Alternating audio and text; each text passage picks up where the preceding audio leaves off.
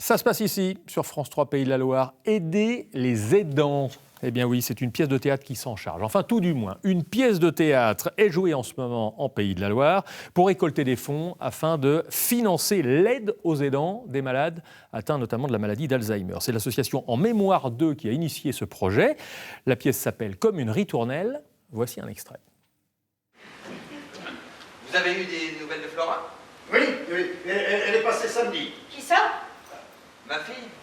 Maman, Flora? Bon, j'ai vu personne, moi. Mais si. Bah, elle attenserait un peut-être, mais pas ici. Hein. Ah, mais enfin, tu peux au moins m'écouter, me croire de temps en temps, non? Il t'arrive quoi, là, Michel? Ça va, papa? Oui, ça va, je sais.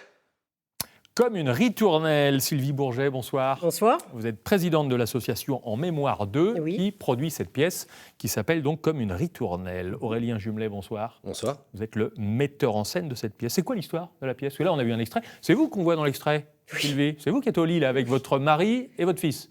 C'est ça. Bon, alors l'histoire, Aurélien? L'histoire, c'est une histoire d'amour déjà, avant tout. Et puis après, voilà, on traite du sujet de la maladie d'Alzheimer. Donc on parle aussi bien des soignants, des gens qui gravitent autour de la malade, donc de la malade bien sûr, et puis de tout ce qui se passe autour de tout ça. Donc moi j'y ai fait une histoire romanesque aussi. Ouais. C'est vous qui avez écrit cette pièce? Oui. Ouais. Est-ce qu'en fait c'est une maladie qui touche une personne, mais en fait plus que ça, c'est une maladie et plusieurs victimes?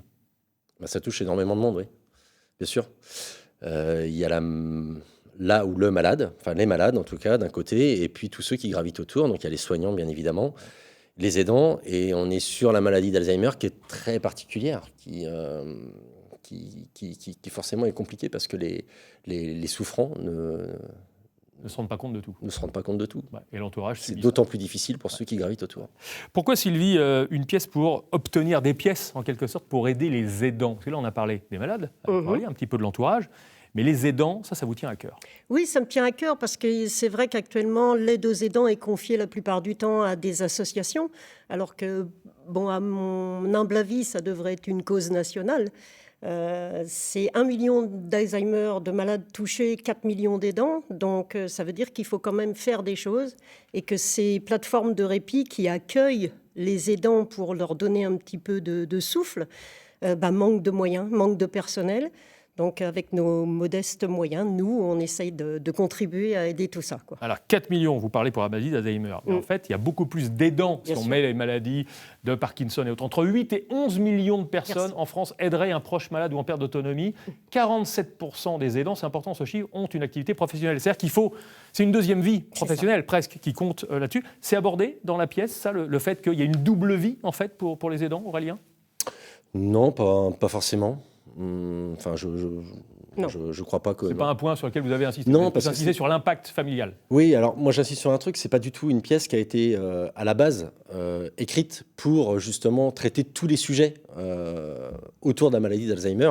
Moi j'ai avant tout voulu raconter une histoire, et puis elle a trouvé son public, une espèce de résonance. J'en suis très heureux, c'est super, mais moi à la base je voulais pas traiter un sujet particulièrement. Je voulais juste raconter une histoire. Ouais.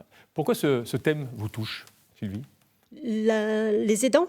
Les aidants et la maladie d'Alzheimer. Vous avez vous-même, dans votre famille, des Non, gens qui moi, en j'ai souffrent? pas été confrontée à ça. C'est Aurélien qui a plutôt été confronté à cette maladie. Il va nous le dire après, alors. Voilà, mais moi, j'ai pas été confrontée à ça. Mais au fur et à mesure des débats que nous avons après les représentations, j'ai beaucoup appris sur leurs problématiques.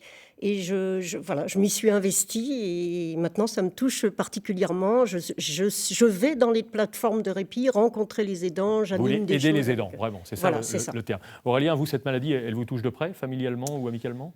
Oui, j'ai dans ma famille ma grand-mère qui a été touchée par cette maladie. Donc forcément, je pense qu'il y a des choses qui font écho. Il y a même des phrases dans cette pièce de théâtre qui sont directement tirées du phrasé de ma grand-mère à l'époque. Alors moi, j'étais un peu jeune à ce moment-là, mais ça ne m'a pas empêché d'observer la famille se débattre au milieu de tout ça. Ouais. Donc j'en ai gardé des choses. Est-ce que les aidants ont une double peine en quelque sorte? Je reviens encore sur le travail. Là, on a vu ce chiffre de 47%. Je vais vous montrer d'autres chiffres. Regardez, 1 salarié sur 10 aujourd'hui est aidant en France. Hein. Ça fait donc évidemment 10%. En 2030, dans 5 ans, on passera à 25% des salariés qui auront cette double vie. 63% d'entre eux indiquent ne pas informer leur employeur de peur d'être... On leur reprocherait de moins faire leur travail, d'être moins concentrés parce qu'ils ont ça à côté. Ça, c'est quelque chose qui vous touche, qui vous pose question ? En fait, le départ, c'est qu'il faut que la personne s'identifie en tant qu'aidant. Et c'est là où est le problème. C'est qu'elle ne s'identifie pas en tant qu'aidant. Donc, on passe à côté d'aides qui pourraient potentiellement être données parce que la personne ne se sent pas aidant. Donc, la première chose, c'est déjà de s'identifier et de l'accepter. Et à partir de là, on peut travailler pour leur venir en aide et leur apporter du répit, oui. Alors, cette pièce, elle va être jouée dès la semaine prochaine, dès lundi. Vous l'avez déjà jouée dans plusieurs endroits. Lundi, elle sera jouée donc, à Nantes, au Sémaphore, le 24 mars à Saint-Nazaire, le 29 avril à Pornic, en Loire-Atlantique. Combien coûte l'entrée ? 10 €. 10 €. Où vont ces 10 € ensuite ? Alors, en partie pour régler les salaires des professionnels. Tous les comédiens sont professionnels. Oui, une grosse partie. Grosse partie. Les transports, enfin, etc. Tous les frais logistiques. Voilà. Et tous les bénéfices sont reversés puisque l'association est à but non lucratif et d'intérêt général. Donc, à qui vous reversez ? À des plateformes de répit ou à des associations d'aidants. Pour aider les aidants. Ça veut dire éventuellement pour payer des gens qui vont se substituer aux aidants le temps d'un week-end, le temps d'une semaine pour leur permettre de souffler. Ou des activités ou un financement de projets concrets. Voilà. Ça, c'est ce que fait l'association En Mémoire 2 que vous dirigez. Oui. Tout au long de l'année, il y a d'autres activités ? Oui, plein de choses. Concours de la chanson, plein de choses. Très bien. Merci beaucoup Aurélien Jumelet, auteur et metteur en scène de cette pièce Comme une ritournelle. On vous remet les dates si vous voulez aller voir ces comédiens. Lundi 10 mars à Nantes, c'est la première de ces dates. Merci beaucoup Sylvie Bourget, donc productrice par le biais de l'association, l'association En Mémoire 2, D'-EUX. Et la pièce s'appelle Comme une ritournelle. Merci à tous les deux, l'info se poursuit, restez avec nous.